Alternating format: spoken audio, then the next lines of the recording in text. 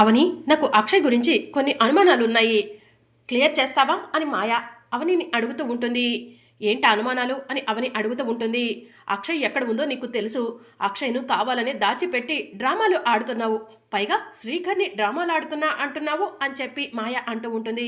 అక్షయ్ ఎక్కడ ఉందో తెలిస్తే కనుక అక్షయ్ కోసం వెతకను. అక్షయ్ను ఇంటికి తీసుకొచ్చుకొని సంతోషంగా అక్షయ్తో గడుపుతాను అని చెప్పి అవని మాయతో చెప్తూ ఉంటుంది. ఏమో, కుటుంబంలో అందరూ కూడా అక్షయ్ను తీసుకొస్తే నిన్ను ద్వేషిస్తారని అక్షయ్ను దూరంగా ఉంచావేమో అని మాయ అడుగుతూ ఉంటుంది. కుటుంబం అంతా ఏకమైనా సరే నాకు అక్షయ్యే కావాలి. అక్షయ్ ఎక్కడ ఉందో తెలిస్తే తీసుకొచ్చుకొని సంతోషంగా అక్షయ్తో గడుపుతాను అని చెప్పి అవని మాయతో చెప్తూ ఉంటుంది. మీ ఇంట్లో ఇంకెవరికైనా అక్షయ్ గురించి తెలిసేమో అని చెప్పి మాయ అడుగుతూ ఉంటుంది. మా అక్క బావలకు అక్షయ్ గురించి తెలిసి ఉంటే గనక అక్షయ్ను తీసుకొచ్చి నా కళ్ళ ముందు ఉంచేవాళ్ళు. ఎందుకంటే అక్షయ్ కోసం నేను పడుతున్న బాధను వాళ్ళు చూడలేక అని చెప్పి అవని చెప్తూ ఉంటుంది.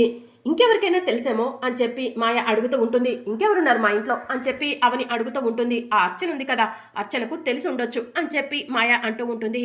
అర్చనకు తెలీదు. అర్చనకు తెలిసి ఉంటే కనుక అర్చన అయినా సరే అక్షయ్కు నచ్చజెప్పి అక్షయ్ను నా దగ్గరకు తీసుకొచ్చేది.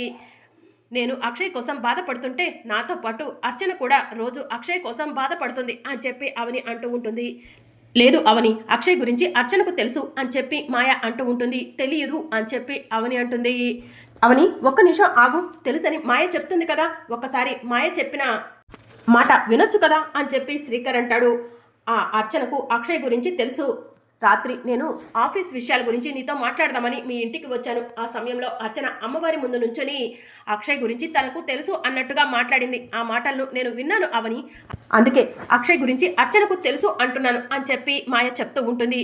ఇప్పుడే అక్షయ్ గురించి అర్చనకు తెలుసో లేదో తేల్చేస్తాను అని చెప్పి అవని కోపంగా ఇంటికి బయలుదేరుతుంది. శ్రీకర్, మనం కూడా వెళ్దాం పద అని చెప్పి మాయ అంటుంది.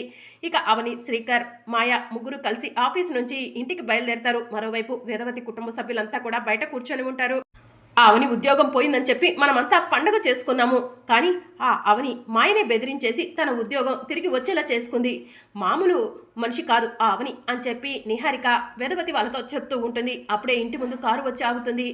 అందరూ కూడా ఆ కారు వైపు చూస్తూ ఉంటారు. కారులో నుంచి అవని దిగుతుంది. ఇంకొక కారులో నుంచి మాయ దిగుతుంది. శ్రీకర్ బైక్ మీద వస్తాడు. ఇదేంటి, ఆఫీస్ టైం కదా, వీళ్ళ ముగ్గురు ఇలా వచ్చారేంటి అని చెప్పి మాయ అంటూ ఉంటుంది. ఇక అవని కోపంగా గేటు దగ్గర నుంచొని అర్చన అర్చన అని చెప్పి పిలుస్తూ ఉంటుంది. ఇదేంటి, ఆఫీస్లో ఉండాల్సిన అవని మేడం బయట నుంచి నన్ను పిలుస్తున్నారు అని చెప్పి అర్చన సుజాతతో అంటూ ఉంటుంది. పదార్చన చూద్దాం అని చెప్పి సుజాత అర్చన ఇద్దరు కలిసి బయటికి వస్తారు. ఇక వేదవతి వాళ్ళు కూడా బయటికి వస్తారు. ఏమైందమ్మా అని చెప్పి వేదవతి మాయను అడుగుతూ ఉంటుంది. అవని ఇంట్లో ఉంటున్న అర్చన గురించి మీ అందరికీ కొన్ని విషయాలు తెలియజేస్తాను, ఇప్పుడు చూడండి అని చెప్పి మాయ వేదవతి వాళ్ళతో చెప్తూ ఉంటుంది. ఇక అర్చన బయటికి వచ్చి మేడం ఏంటి పిలిచారు అని చెప్పి అడుగుతూ ఉంటుంది. అమ్మా అర్చన, ఈ మాయ నీ పైన నింద వేసిందమ్మా. నీ పైన నింద వేయటమే కాదు, నా పైన కూడా నింద వేసింది. ఈ మాయ చెప్తుంది అబద్ధమని నిరూపించాలి అని చెప్పి అవని అంటూ ఉంటుంది. మాయ మీ పైన నా పైన నింద వేసిందా ఏంటి మేడం అది అని అర్చన అడుగుతూ ఉంటుంది. అక్షయ్ ఎక్కడ ఉందో నీకు తెలుసంటమ్మా. అక్షయ్ను నువ్వే దాచిపెట్టావంట. అక్షయ్ ఎక్కడ ఉన్నా తెలిసినా కూడా నువ్వు నాకు చెప్పట్లేదంట. నేను రోజు బాధపడుతుంటే నువ్వు కళ్ళారా చూస్తున్నావు కదా. అక్షయ్ ఎక్కడ ఉందో నీకు తెలిస్తే నాకు చెప్పేదానివి కదా అర్చన. చెప్పు, అక్షయ్ ఎక్కడ ఉందో నీకు తెలుసా? ఈ మాయ వేసిన నింద నిజమా అబద్ధమా అని చెప్పి అవని అర్చనను నిలదీస్తూ ఉంటుంది. ఇదంతా చూస్తున్న వేదవతి, నేను ముందే అనుకుంటున్నాను ఆ అక్షయ్ను మీరిద్దరూ కలిసి ఎక్కడో దాచిపెట్టి నాటకం ఆడుతున్నారని అని చెప్పి వేదవతి అంటుంది. చూసావు కదా అర్చన, వీళ్ళంతా ఎంత పెద్ద నింద వేస్తున్నారో. మాట్లాడు అర్చన అని చెప్పి అవని అడుగుతూ ఉంటుంది. అర్చన, నిజంగా అక్షయ్ ఎక్కడ ఉందో తెలుసా? తెలిసి కూడా మా అందరి ముందు నటిస్తున్నావా అని చెప్పి సుజాత అడుగుతూ ఉంటుంది. ఆ అక్షయ్ ఎక్కడ ఉందో ఈ అర్చనకు తెలుసు. అక్షయ్ ఎక్కడ ఉందో అర్చనకు తెలియటమే కాదు, ఇక్కడికి వస్తే ఇది ఇంట్లో నుంచి శాశ్వతంగా వెళ్ళిపోవాల్సి వస్తుందని ఆ అక్షయ్ను చంపేసినట్టుంది అని చెప్పి నిహారిక అంటూ ఉంటుంది. నిహారిక గారు, మాటలు జాగ్రత్తగా రానివ్వండి అని చెప్పి అర్చన అంటుంది. ఏంటే పెద్ద పెద్ద మాటలు మాట్లాడుతున్నావు, నీ బుద్ధి ఇలాంటిది కాబట్టే మా అత్తయ్య నిన్ను ఇంట్లో నుంచి బయటకు గెంటేసింది అని చెప్పి నిహారిక అంటుంది. చెప్పమ్మా అర్చన, నా అత్త కుటుంబం నిన్ను అవమానించి ఇంట్లో నుంచి బయటకు గెంటేసినా కూడా నిన్ను తీసుకొచ్చి ఇంట్లో పెట్టుకున్నాను. నా కూతురు అక్షయ్ ఎక్కడ ఉందో నీకు తెలుసా అని చెప్పి అవని అడుగుతూ ఉంటుంది. మేడం, పరాయి ఆడదాని భర్తను కోరుకుంటున్న ఈ మాయ మాటలు నమ్ముతారా మీరు అని చెప్పి అర్చన అడుగుతూ ఉంటుంది. నేను మీ జీవితం నిలబెట్టడానికి వచ్చాను. ఈ మాయ మీ జీవితాన్ని నాశనం చేయడానికి వచ్చింది. నేను మీ కుటుంబాన్ని మీకు దగ్గర చేయడానికి వచ్చాను. మిమ్మల్ని మీ కుటుంబంలో కలపడానికి వచ్చాను. ఈ మాయ మీ కుటుంబం నుంచి మిమ్మల్ని వేరు చేయడానికి వచ్చింది. అలాంటి ఈ మాయ మాటలు మీరు నమ్ముతారా అని చెప్పి అర్చన అడుగుతూ ఉంటుంది. ఏయ్ అర్చన, ఏంటి నన్ను అన్ని మాట్లాడుతున్నావు అని చెప్పి మాయ అడుగుతూ ఉంటుంది. ముందు నేను మిమ్మల్ని ఒకటి అడుగుతాను, కరెక్ట్గా చెప్పండి.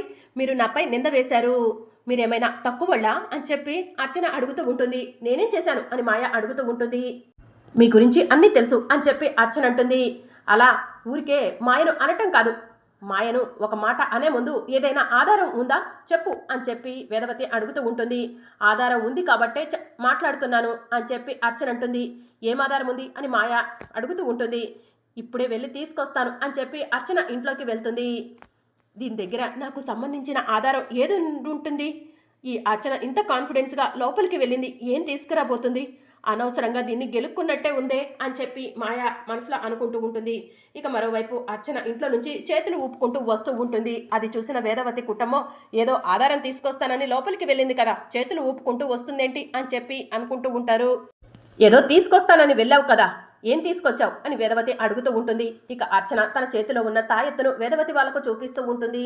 అర్చన చేతిలో తాయెత్తును చూసిన మాయ ఒక్కసారి షాక్ అవుతుంది. ఏంటది?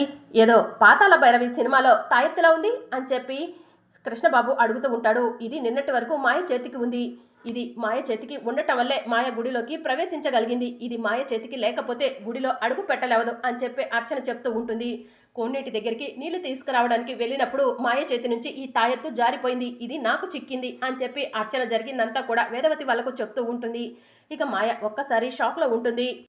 ఏయ్ అర్చన, నిన్ను అక్షయ్ గురించి అడుగుతుంటే టాపిక్ డైవర్ట్ చేస్తున్నావేంటి అని చెప్పి వేదవతి అడుగుతూ ఉంటుంది. అర్చనపై నింద వేసింది కదా ఈ మాయలాడి మాయ, ఈ తాయెత్తు లేకపోతే తను గుడిలోకి అడుగు పెట్టలేదన్నమాట. గతంలో మేము గుడిలోకి రమ్మన్నప్పుడు మాయ కాలు జారి పడిపోయానని చెప్పింది, కానీ గుడిలోకి అమ్మవారు మాయను రానివ్వలేదు అని చెప్పి అవని అంటూ ఉంటుంది. ఈ పిల్ల మాటలు పట్టుకొని నన్నే అనుమానిస్తావా అవని అని చెప్పి మాయ అడుగుతూ ఉంటుంది. తాయెత్తు లేకపోవడం వల్ల నువ్వు గుడిలోకి అడుగు పెట్టలేకపోయావు, అందుకే కదా నిశ్చితార్థం ఆగిపోయింది అని చెప్పి అర్చన అంటూ ఉంటుంది. ఆ తాయెత్తు మంచి జరగటం కోసం, పీడకల్లు రాకుండా ఉండటం కోసం మాయ కట్టుకొని ఉంటుంది అని చెప్పి వసంత అంటూ ఉంటుంది. నాకున్న జ్ఞానం ప్రకారం చెప్తున్నాను, ఈ తాయెత్తు మంచి జరగటానికి కాదు కట్టుకునేది, చెడు జరగటానికి అని చెప్పి అర్చన అంటుంది. ఈ పిల్లేంటి అన్ని పూసగుచ్చినట్టు చెప్పేస్తుంది, ఇది మామూలు పిల్ల కాదు అని చెప్పి మాయ మనసులో అనుకుంటూ ఉంటుంది. ఇప్పటికైనా ఈ మాయ ఏంటో అర్థమైందా? ఈ మాయ తాయెత్తు లేదే గుడిలోకి అడుగు పెట్టలేవదు అని చెప్పి అవని అంటూ ఉంటుంది. మాయ గుడిలోకి అడుగు పెడుతుంది అని చెప్పి వేదవతి అంటుంది. ఆంటీ, వాళ్ళ మాటలు మీరెందుకు పట్టించుకుంటున్నారు అని చెప్పి మాయ అంటూ ఉంటుంది. ఏంటి చాప కింద నీరులాగా మెల్లగా తప్పించుకోవాలని చూస్తున్నావు? నువ్వు ఈ తాయెత్తు లేకుండా నిజంగా గుడిలోకి అడుగు పెట్టగలవైతే కనుక రేపు గుడిలోకి రా అని చెప్పి సుజాత అంటూ ఉంటుంది. అవునమ్మా, రేపటి రోజున ఈ ఇంట్లో కోడలిగా అడుగు పెట్టి అమ్మవారికి పూజ చేయాల్సి ఉంటుంది. అలాంటిది నువ్వు గుడిలోకి అడుగు పెట్టలేకపోతే ఎలా? వీళ్ళందరూ వేసిన నింద అబద్ధమని నేను నిరూపిస్తాను. రేపు నువ్వు గుడికి వస్తున్నావు, గుడిలో అడుగు పెడుతున్నావు అని చెప్పి వేదవతి అంటుంది. ఇలా దొరికిపోయానేంటి, ఈ పెద్దవిడ ఇలా మాటిచ్చేసిందేంటి అని చెప్పి మాయ మనసులో అనుకుంటూ ఉంటుంది.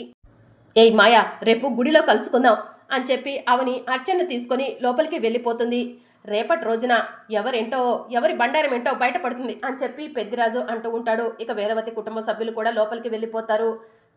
ఈ పిల్లతో అనవసరంగా పెట్టుకున్నాను, నా విషయాలన్నీ పూసగుచ్చినట్టు చెప్పేస్తుంది అని మాయ మనసులో అనుకుంటూ ఉంటుంది. ఇక మరోవైపు ఇద్దరు ఆడవాళ్ళు సెకండ్ షోకి వెళ్తే టికెట్స్ దొరకలేదని ఇంటికి రిటర్న్ వస్తూ ఉంటారు. అప్పుడు శ్రీకర్ బయట కూర్చొని ఆఫీస్ వర్క్ ల్యాప్టాప్లో చేసుకుంటూ ఉంటాడు. అక్కడ షో ఎలాగో చూడలేకపోయాము, ఇక్కడ షో చూద్దాం రావే అని చెప్పి ఆ ఇద్దరు ఆడవాళ్ళు శ్రీకర్ని చూసి, ఏ బాబు ఏంటి నులక మంచంలో కూర్చొని వర్క్ చేసుకుంటున్నావు, దోమలు కుట్టట్లేదా, చలిగా లేదా అని చెప్పి అడుగుతూ ఉంటారు. అలాంటివేం లేవండి అని చెప్పి శ్రీకర్ చెప్తూ ఉంటాడు.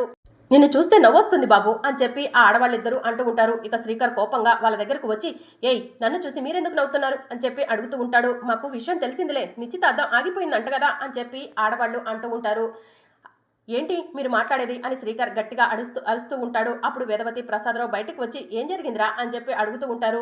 సెకండ్ షోకి వెళ్తే టికెట్స్ దొరకలేదు, ఇక్కడ ఈ షో చూద్దామని వచ్చాము అని చెప్పి ఆడవాళ్ళిద్దరూ చెప్తూ ఉంటారు. ఏంటమ్మా మీరు మాట్లాడేది అని వేదవతి అంటూ ఉంటుంది. నిన్న గుడిలో నిశ్చితార్థం ఆగిపోయిందంట కదా అని చెప్పి వాళ్ళు వేదవతి వాళ్ళను అడుగుతూ ఉంటారు. అప్పుడే అవని అటుగా వెళ్తూ బయటికి వచ్చి ఆ మాటలు విని పకపకమని నవ్వుతూ ఉంటుంది. ఏయ్ అవని, ఇదంతా నీ ప్లానేనా అని చెప్పి వేదవతి అడుగుతూ ఉంటుంది. ముసిముసి నవ్వులు నవ్వుతుంది కదా, అవని ప్లానే అని చెప్పి శ్రీకర్ అంటాడు. అయ్యో రామా, నాపై ఎంత నింద వేశారు. ఏమండి, నేను మీకు నిశ్చితార్థం ఆగిపోయిందని చెప్పానా అని చెప్పి అవని అడుగుతూ ఉంటుంది. లేదమ్మా, గుడిలో తెలిసింది అని చెప్పి ఆడవాళ్ళిద్దరూ చెప్తూ ఉంటారు. మాయా కోనేట్లో నీళ్లు తీసుకురావడానికి వెళ్ళి తిరిగి రాలేకపోయింది, అందుకే నిశ్చితార్థం ఆగిపోయింది అని చెప్పి అవని అంటుంది. అవునా అని ఆడవాళ్ళు అంటూ ఉంటారు. చెప్పలేదు చెప్పలేదు అంటూనే అన్ని విషయాలు చెప్తున్నావు కదా అని చెప్పి శ్రీకర్ అంటూ ఉంటాడు. ఇప్పుడే కాదు, మా బావ జీవితంలో చాలానే జరిగాయి. ఒకసారి నిహారికతో పెళ్లి వరకు వెళ్ళి ఆగిపోయింది అని అవని తన జీవితంలో జరిగిందంతా కూడా ఆడవాళ్లకు చెప్తూ ఉంటే, ఒరే ఇది ఇంటి పరువు రోడ్డుకి ఇడ్చేలా ఉంది, దీన్ని ఇంట్లోకి తీసుకెళ్లి గదిలో పెట్టరా అని చెప్పి వేదవతి అంటుంది. రా అవని అని చెప్పి శ్రీకర్ అవనిని లాక్కొని ఇంట్లోకి వెళ్తాడు. ఏంటి నువ్వు చేస్తుంది, ఇంటి పరువు పోతుంటే అని చెప్పి శ్రీకర్ అడుగుతూ ఉంటాడు. బావా నువ్వు అతి చేస్తున్నావు అని చెప్పి అవని అంటుంది. మరి అప్కమింగ్ ఎపిసోడ్లో ఏం జరగనుందో తెలుసుకోవాలనుకుంటున్నారా? అయితే ఛానల్ను సబ్స్క్రైబ్ చేసుకుని సపోర్ట్ చేయడం మర్చిపోకండి. Thank you for watching.